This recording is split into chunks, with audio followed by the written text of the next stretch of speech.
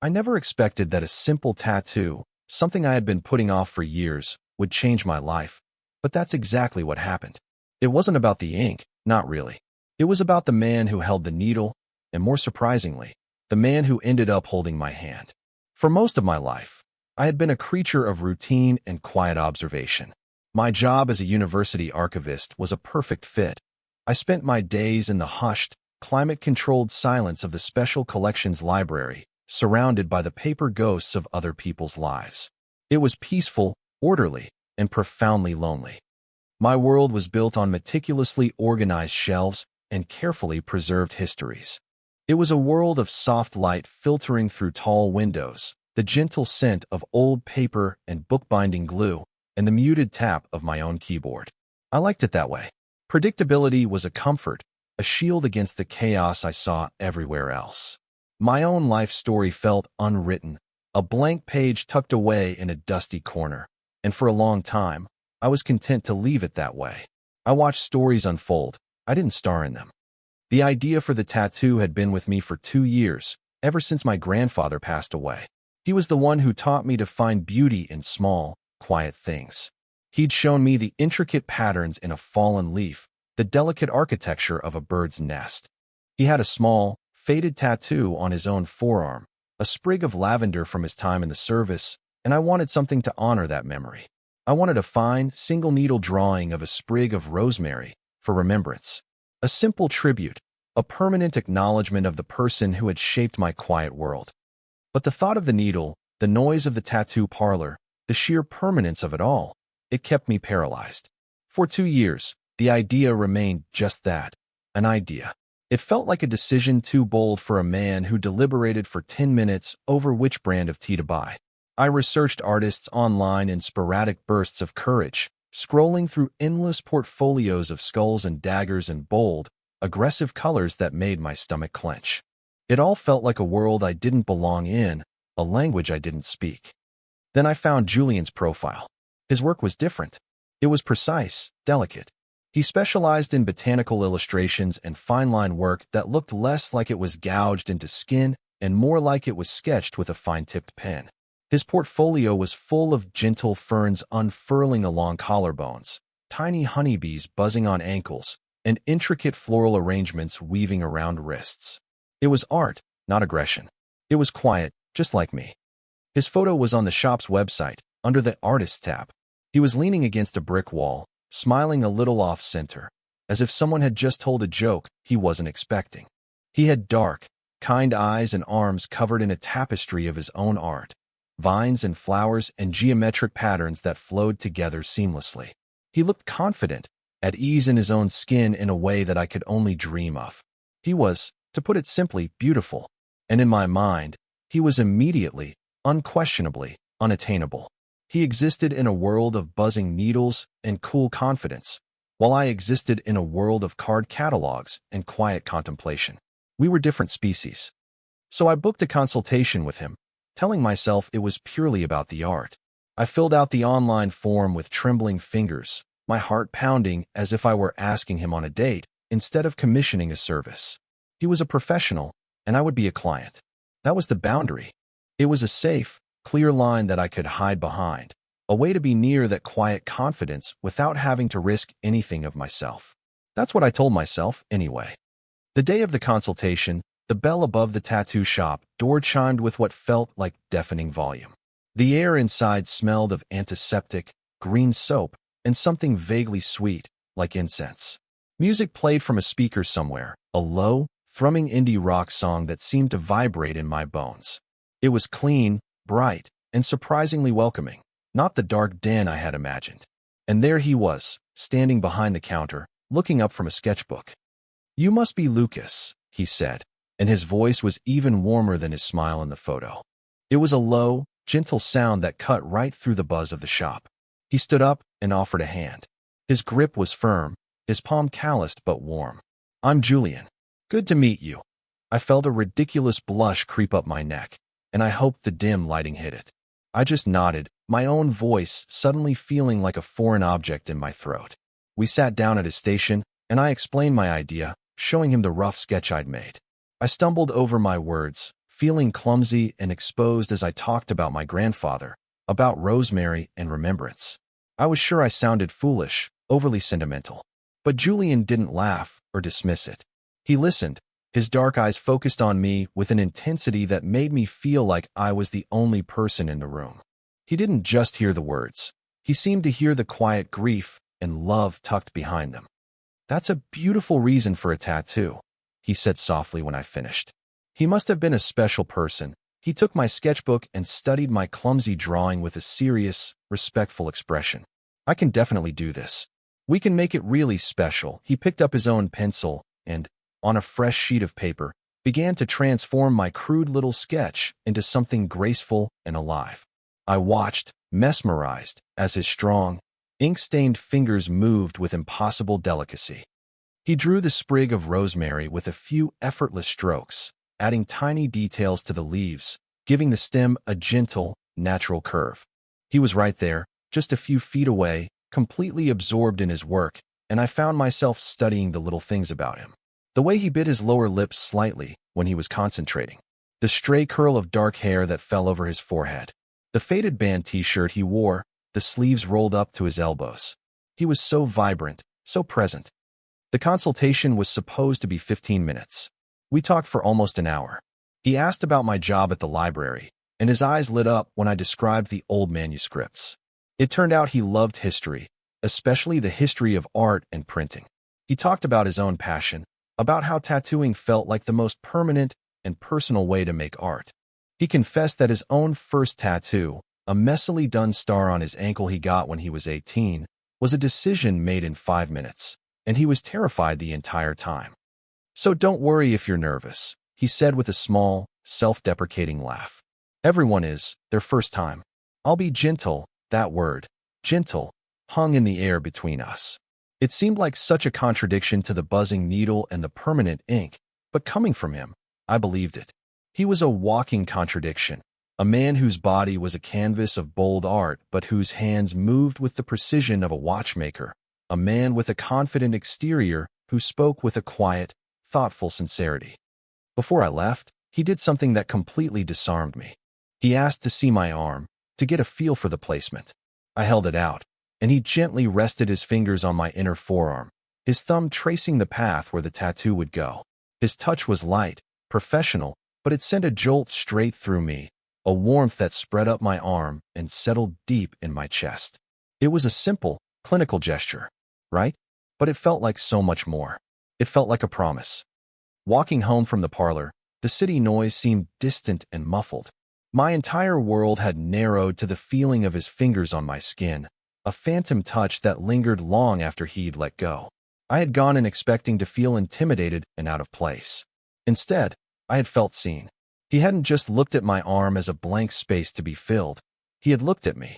And in his quiet, focused attention, I had felt a flicker of something I hadn't realized was dormant for so long: hope. The 2 weeks leading up to the appointment were a strange mix of escalating anxiety and giddy anticipation. I replayed our conversation over and over in my head. I dissected every word, every glance. Was he just being nice? Was he just good at his job, at making nervous clients feel comfortable? Of course he was. That was the most logical explanation. But my heart, that illogical, traitorous organ, kept whispering a different story. It was a dangerous thing, that whisper of hope. It had the power to make the inevitable disappointment, when it came, feel so much worse. Still, I clung to it. I found myself thinking about him at odd times during the day. I'd be cataloging a new collection of letters, and my mind would drift to the curve of his smile. I'd be walking through the quiet library stacks, and I'd imagine the sound of his low, warm voice. He had, in the span of a single hour, managed to breach the carefully constructed walls of my orderly life and introduce a vibrant, beautiful chaos that was both terrifying and exhilarating. The tattoo was no longer just about my grandfather. It was about him, too. It was an excuse to be in his presence again, to feel that focused attention, to maybe, just maybe, see if that flicker of connection was real. When the day finally arrived, I felt sick with nerves. I barely ate anything, my stomach a tight knot of fear and excitement. I wore a short-sleeved shirt, which felt strangely revealing, and I must have washed my arms 3 times, as if preparing for a medical procedure. Walking back to the shop, my own footsteps sounded like a drumbeat marking a path to either profound connection or quiet humiliation. I was fully prepared for the latter. Julian greeted me with the same easy warmth as before. "Hey, Lucas, ready for this?" He smiled, and the knot in my stomach loosened just a little. He led me back to his station, which was immaculately clean and prepared. The design was printed out, perfect and waiting. He shaved my inner forearm, his touch careful and businesslike, and then applied the stencil. The cool, wet press of the transfer paper against my skin was a shock, and when he peeled it away, a perfect purple outline of the rosemary sprig remained. "Looks good right there, you think?" he asked, his head tilted as he studied his work. I could only nod, my mouth suddenly dry. He had me lie back on the padded chair, propping my arm up on a rest. The bright lamp above his station cast a focused circle of light on my arm, making the rest of the world seem to fade away. There was just me, him, and the purple outline that would soon become a permanent part of me. He snapped on a pair of black latex gloves and pulled his stool closer. The sound of the tattoo machine turning on was a loud, menacing buzz that vibrated through the floor. My heart rate immediately skyrocketed. Every rational thought fled my mind, replaced by a primal urge to get up and run. I could feel my whole body tensing up, my hands clenching into fists at my sides. Julian must have seen the panic in my eyes. He switched the machine off, plunging the room back into relative silence. "Hey," he said, his voice soft and steady. "It's okay. The noise is the worst part, I promise. We'll start slow. Just a single line, so you know what to expect. Just breathe for me, okay?" Deep breaths, he waited, his gaze patient and kind, until he saw my shoulders relax a fraction. He started the machine again, and I squeezed my eyes shut, bracing for the pain. It came as a sharp, stinging vibration, like a persistent, angry bee. It wasn't unbearable, but it was constant and deeply unpleasant. I tried to focus on my breathing, on the indie rock still playing softly in the background, on anything other than the relentless scratching of the needle against my skin. But the pain was a magnetic force, pulling all of my attention toward it. We went on like that for what felt like an eternity, but was probably only 20 minutes. He worked with a focused, silent grace, his movements economical and precise. He would work for a few minutes, then stop to wipe the excess ink away, giving me a moment of reprieve before starting again. I was doing my best to stay perfectly still, but my body had other ideas. A fine tremor started in my fingers, a nervous reaction to the sustained pain and anxiety. As he moved the needle further down my forearm, closer to the sensitive skin of my wrist, the pain sharpened significantly. The tremor in my hand grew more pronounced, my fingers twitching involuntarily. I clenched my jaw, trying to will my muscles into submission, but it was no use. The shaking was getting worse, and I knew it was making his job impossible. I felt a hot flush of embarrassment. I was failing at this one simple task, holding still. Julian stopped working. He set the machine down and let out a quiet sigh, not of frustration, but of something else, something softer. "It's a tough spot," he said, his voice low. "A lot of nerves right there." He looked at my trembling hand, then up at my face. I couldn't meet his eyes, staring instead at a spot on the ceiling, mortified. "Sorry," I mumbled. "I'm trying." "Don't be sorry," he said gently. "It happens." "Okay, new plan." I waited, expecting him to suggest taking a break, or maybe even stopping for the day. But that's not what he did. He reached out, his movements slow and deliberate, and took my other hand, the one that was clenched into a fist at my side. He carefully uncurled my fingers with his own, and then, to my utter astonishment, he laced his fingers through mine. His hand was warm and solid around my own. He rested our joined hands on the armrest beside me, his grip firm and reassuring. "Okay," he said, his voice a quiet rumble right beside my ear. "Just focus on this. Squeeze my hand if you need to. Don't think about the needle. Just think about this, right here. You feel that?" I could only manage a shaky nod. My heart was hammering against my ribs for an entirely new reason now. He picked up the machine again. The buzzing started, but this time, it felt different. It felt distant. All of my awareness, all of my senses, had zeroed in on the feeling of his hand holding mine. The calloused texture of his palm, the strength in his fingers, The simple, solid weight of his presence connected to me. I focused on the steady pressure, on the warmth seeping into my cold skin. He started tattooing again, working on the delicate lines around my wrist. The pain was still there, a sharp, insistent sting, but it was no longer the center of my universe. It was a background noise. The foreground, the main event, was Julian's hand. When a particularly sharp wave of pain hit, I instinctively squeezed, and I felt him squeeze back gently, a silent, steadying response. He held my hand for the rest of the tattoo. He worked for over an hour, navigating the intricate details of the design, all while anchored to me. Neither of us said a word. The silence in the room was no longer empty. It was filled with this unspoken thing, this current of connection passing between our joined hands. It was the most intensely intimate experience of my life, a gesture of profound care masquerading as a practical solution. I had never felt so vulnerable, and yet I had never felt so safe. When he finally finished, he turned off the machine. The sudden silence was immense, ringing in my ears. He carefully wiped down my arm one last time, his movements still precise and focused. For a moment, he didn't let go of my hand. He just held it, his thumb stroking softly over my knuckles as he admired his work. "There," he whispered. "It's perfect." Then, slowly, as if he was reluctant to do it, he released my hand. The loss of contact was immediate and jarring. My hand suddenly felt cold and empty. He stood up and began cleaning his station, his back to me, and the professional boundary snapped back into place, but it was frayed and transparent now. We had crossed some invisible line, and we both knew it. The rest of our interaction was a blur of awkward formality. He wrapped my new tattoo in plastic, his touch light and impersonal once more. He gave me the aftercare instructions, his voice all business. I paid at the front desk, my hand still shaking slightly, but for a different reason.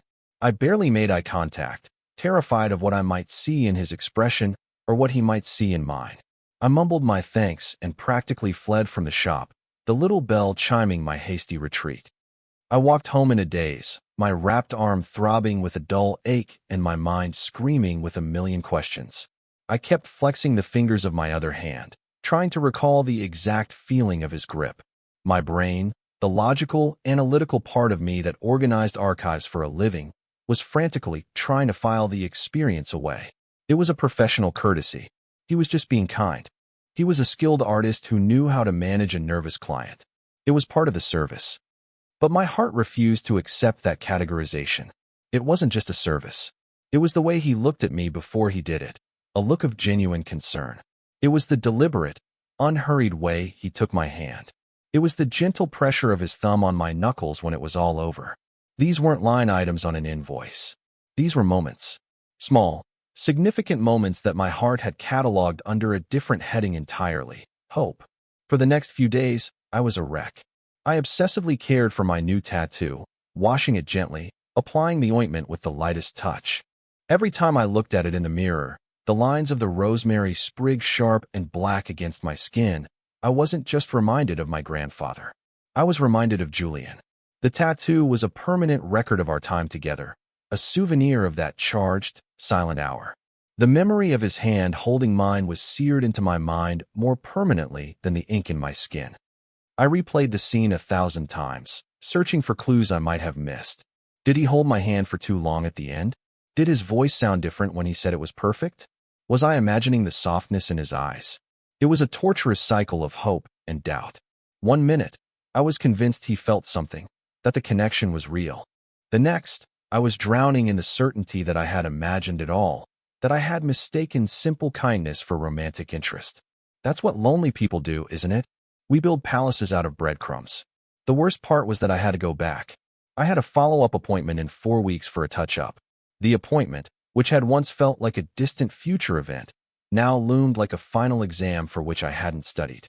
What would it be like? Would we acknowledge what happened? Or would we both pretend it was just a strange, professional anomaly, an anecdote he might one day tell about a particularly nervous client? The thought of that was almost unbearable. The weeks crawled by. The tattoo healed beautifully, the lines settling into my skin as if they had always been there. It looked exactly as I had hoped it would, a delicate, graceful tribute. But my feelings about it were a tangled mess. I loved it because my grandfather would have loved it. And I loved it because it was a piece of Julian that I got to keep. As the touch-up appointment drew closer, my anxiety reached a fever pitch. I considered canceling more times than I could count. I could just live with it as it was. It didn't really need a touch-up. It was easier to live with the unanswered question than to face the potential certainty of rejection. But I knew I couldn't. I had to know. I had to see him again, even if it meant having my foolish hopes quietly and politely crushed. So I went. I walked back into the shop, the bell chiming my arrival like a starting gun. My heart was in my throat. Julian was at his station, sketching in his book, just like the first time I saw him. He looked up when I came in, and his expression was unreadable. There was a flicker of something in his eyes, surprise, nervousness, but it was gone before I could be sure. "Lucas," he said, his voice quiet. "Hey, you're right on time." He wasn't smiling his usual easy smile. He seemed more reserved, more guarded. The air between us was thick with unspoken words, heavy with the memory of our last session. The easy camaraderie of our first consultation was gone, replaced by a tense, fragile formality. My stomach sank. I was right. It was nothing. I had imagined it all. He led me back to the chair, and I sat down, my shoulders slumped in defeat. I held out my arm, and he examined the healed tattoo. "It healed really well," he said, his voice professional, distant.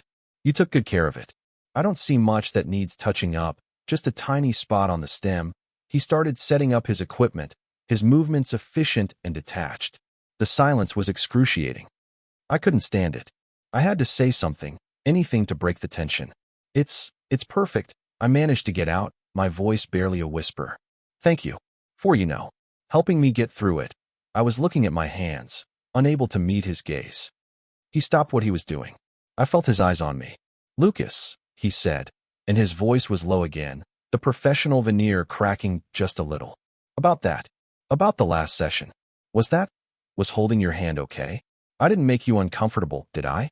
I've been thinking about it all month, worried I overstepped." My head snapped up. He looked genuinely worried, his brow furrowed with concern. He hadn't been distant because he was brushing it off. He had been distant because he was worried he'd made me uncomfortable.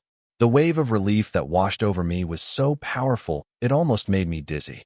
"No," I said, my voice suddenly clear and strong. "God, no. Not at all. It was the only thing that got me through it." It helped more than I can say. A slow, relieved breath escaped his lips. The tension in his shoulders seemed to melt away. He pulled his stool closer, but he didn't pick up the tattoo machine. He just sat there, looking at me, his expression open and vulnerable in a way I hadn't seen before. "Good," he said softly. "That's good." He hesitated for a moment, seeming to choose his next words carefully. "Can I be honest with you, Lucas?" I just nodded, holding my breath. "I've never done that for a client before," he confessed, his eyes locked on mine. "Ever. And to be really honest, it wasn't just about calming you down. I mean, it was, but it was also an excuse. I wanted an excuse to hold your hand." My heart stopped. It just completely stopped for a second, and then started again with a painful thud. This was it. This was happening. "From the moment you came in for the consultation," he continued, his voice barely above a whisper, "and you started talking about your grandfather. I don't know. I felt something.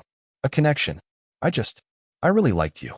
I thought you were smart and sweet and incredibly brave for facing something you were so scared of. I was hoping you'd come back for the touch-up, but I was also terrified that I had scared you away." I couldn't speak. All the words, all the anxieties, all the hopes that had been churning inside me for weeks, they were all there, stuck in my throat. I could only stare at him, my eyes probably wide with disbelief and dawning joy. He seemed to take my silence as a cue to continue, a nervous energy coming off him now. "And I know this is totally unprofessional," he rushed on. "And we're in my workplace, and you're my client, but I would really regret it if I didn't ask. Would you maybe want to get a coffee sometime? Or dinner? Outside of here? When we're not?" He gestured vaguely between us, at the tattoo chair, at the needle. "When I'm not about to cause you physical pain." A small, nervous smile touched his lips.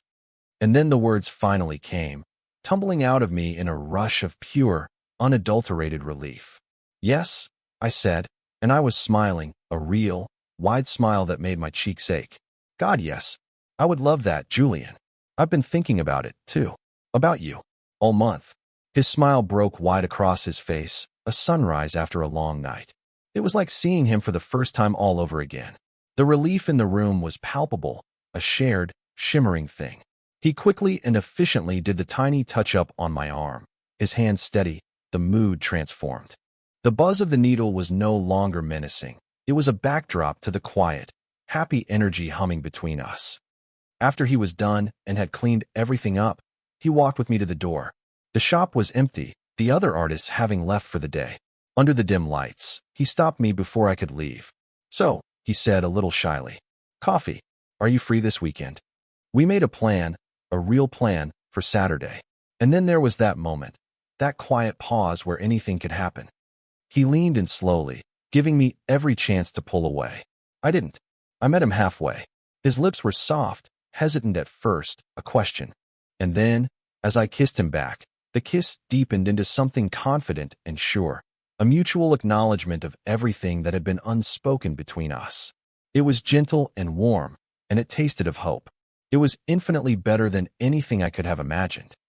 The weeks that followed felt like waking up from a long, gray dream into a world of startling color.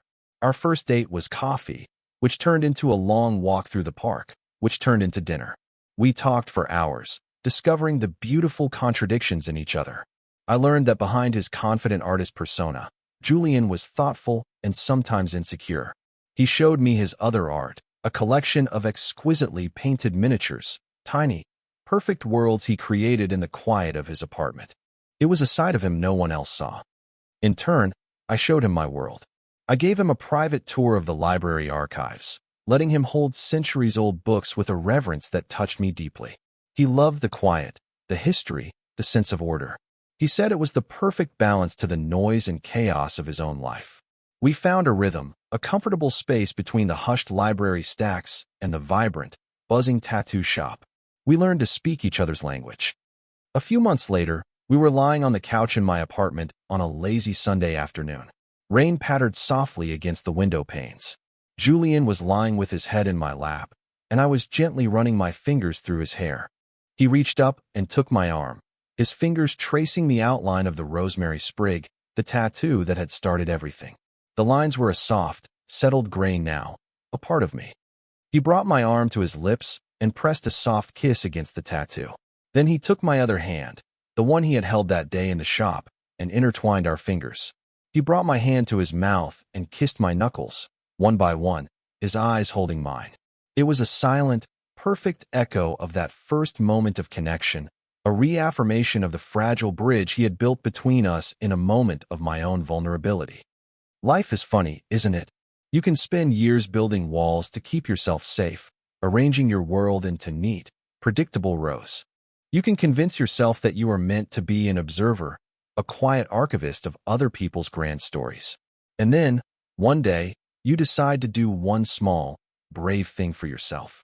You walk through a door you were scared of, and you meet someone who sees past your trembling and decides not to just watch, but to reach out and hold your hand.